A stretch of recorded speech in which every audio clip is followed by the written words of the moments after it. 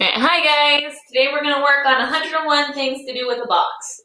My associate here, Rumble. Alright, so what you're going to need is a box any size that you don't mind if it gets destroyed. So what you do is also have your clicker, have your treats, or at least a verbal marker and some treats. So once you have your box, you have your dog, you set your box down, come over here. Make sure they can see it. And the first interactions they have with it, you click, and you toss the treat away. And then when they come back, click, and toss the treat away.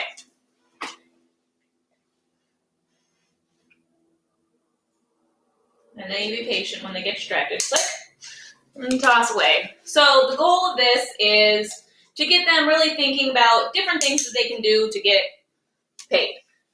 So some dogs are going to paw the box. Some dogs are going to shove their noses in the box. It really just depends on the dog, and each time you play the game, you can change the rules. So this time, he's shoving his face inside of it. So I'm clicking and treating for that. And then next time we play, I might only pay for him putting a paw in it. Some dogs will get really creative and decide to wear the box like a turtle, to fit their whole body into it, jump on top of it, drag it around. It really just depends on the dog and the size of the box.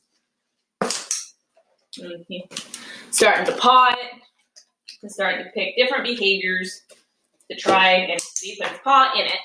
Like, well, my nose didn't work, so what else will work?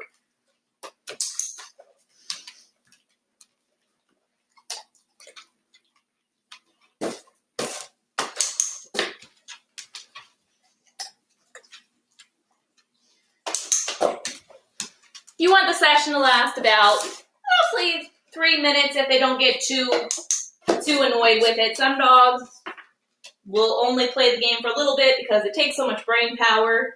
They might decide this is exhausting, I'm going to go take a nap. He's played this game a few times, so he knows that trying a whole bunch of different things works. It's like trying to fit his whole body into a box currently.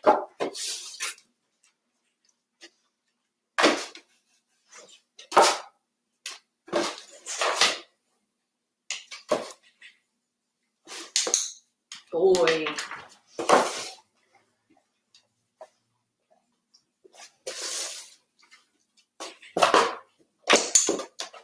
Boy. You can do one like this. I have my Super Tour box here. You can close it, you can flip it over.